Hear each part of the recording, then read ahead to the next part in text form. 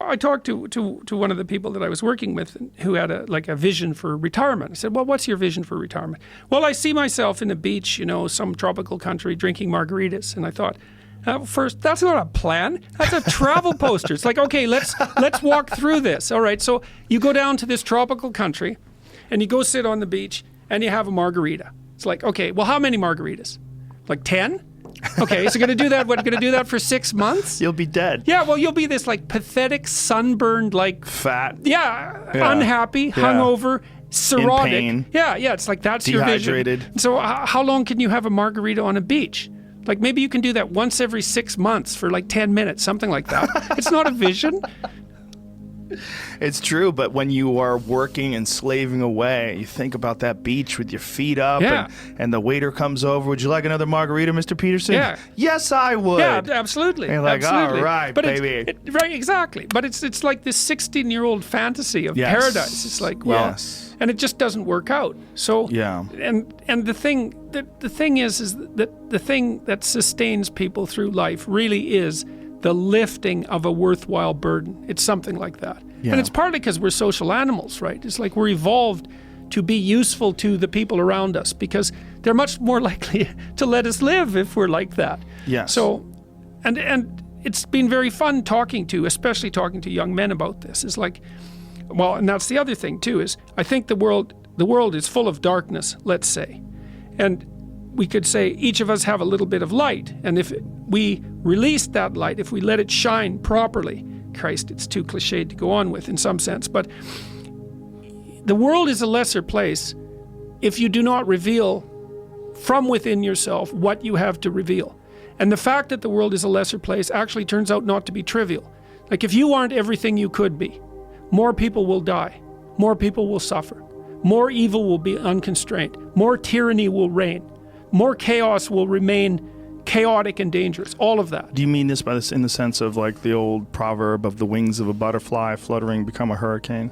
It's something similar to that, but it can even be more local. It's like your family is more messed up than it could be if you were less messed up than you are. Right. So if you just got your act together, like 10% more, your family would be 1% better. Right. It's like, well, do it. And that would ripple off into the people that they interact with. Yes, and it ripples fast. Yes. That's the other thing that's so cool is that like people think, well, there's 7 billion of us, and each of us is just this separate dust mote, like floating in the cosmos, and what the hell difference does it make what you do anyways? It's like, that is not how we're connected. It's like, you're the center of a network, and you know way more people than this, but let's say typically, you're going to know 1,000 people in your life, well enough to have an impact on them, okay? And each of those 1,000 people is going to know 1,000 people. So you're 1 step from 1 million and 2 steps from 1 billion. And we are networked, technically. That's how human interactions work. And so when you do something that you shouldn't do, it's worse than you think. And when you do something that you should do, it's better than you think. And so you think, well, this is why I've been telling people, well, clean up your room. It's like, well, your room is actually networked too. It's not that easy to clean up your room, to set it. So you want your room to be set up so that when you walk in there, it tells you to be better than you generally are.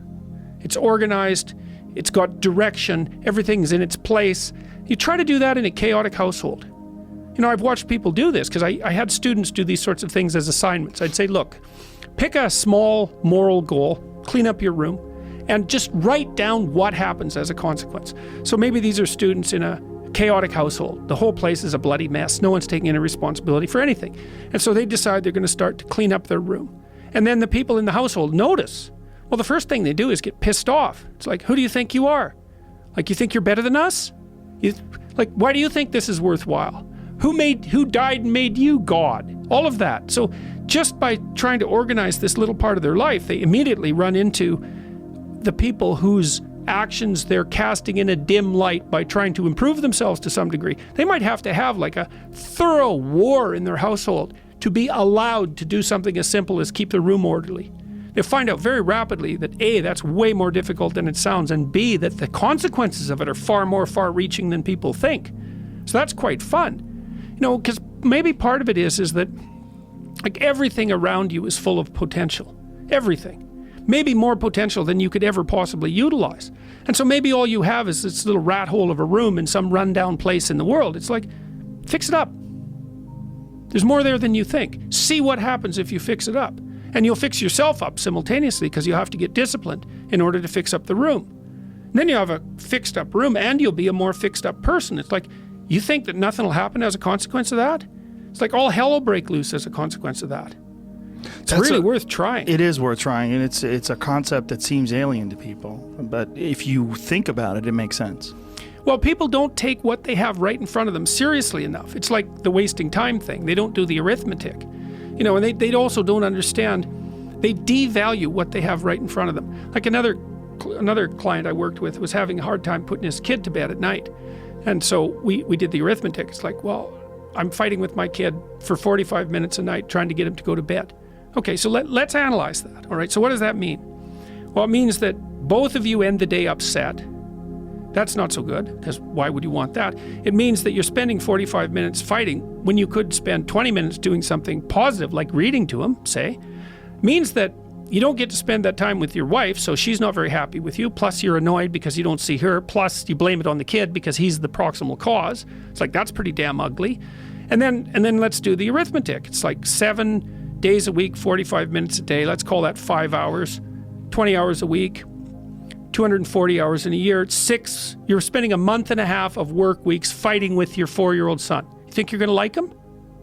You don't like anyone you spend a month and a half a year fighting with. It's a bad idea. Fix it. It's important. Get him to bed. Make it peaceful. You do it like these things that repeat every single day. That's a motif in this book too. Your life isn't margaritas on a beach in Jamaica.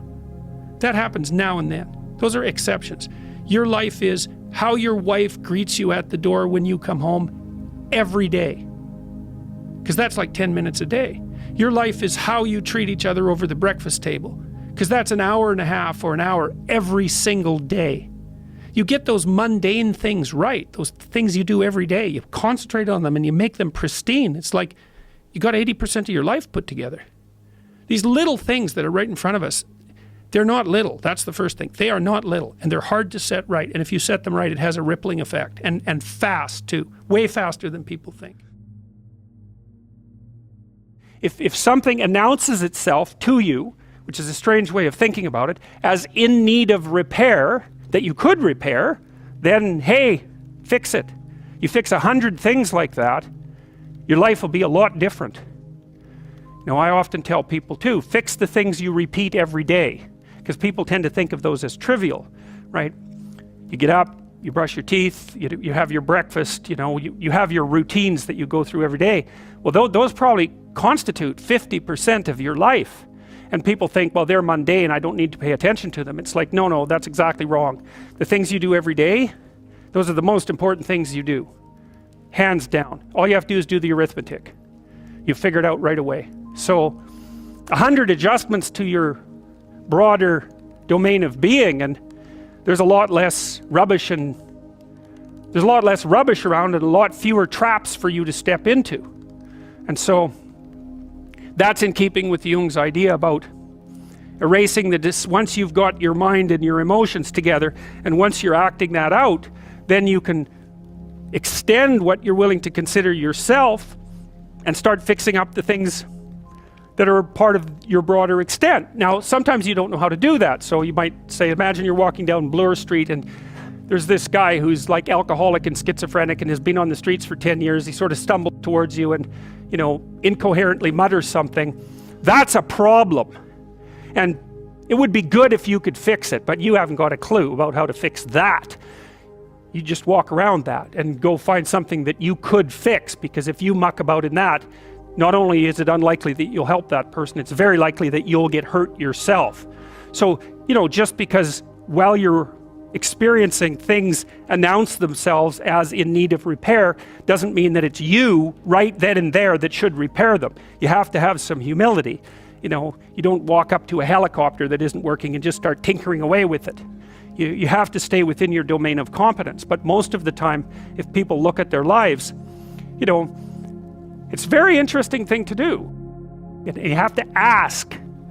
And things will just pop up like mad. And it's partly because your mind is a very strange thing. As soon as you give it an aim, a genuine aim, it'll reconfigure the world in keeping with that aim. That's actually how you see to begin with. And so if you set it a task, especially, you have to be genuine about it, which is why you have to bring your thoughts and emotions together, and then you have to get them in your body so you're acting consistently. You have to be genuine about the aim, but once you aim, the world will reconfigure itself around that aim, which is very strange. And it's technically true.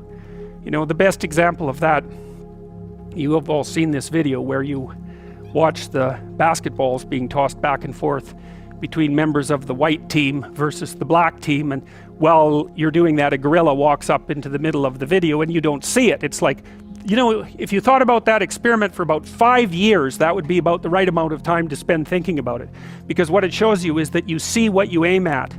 And that, man, if you can get one thing through your head as a consequence of even being in university, that would be a good one. You see what you aim at. And so, because one inference you might draw from that is, be careful what you aim at, right?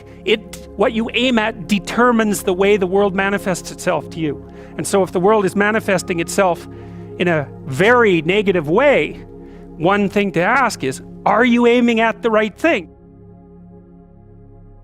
Well, if you're not who you want to be, then think about how you could be better. Take a chance, aim at that, work at it, and see what happens.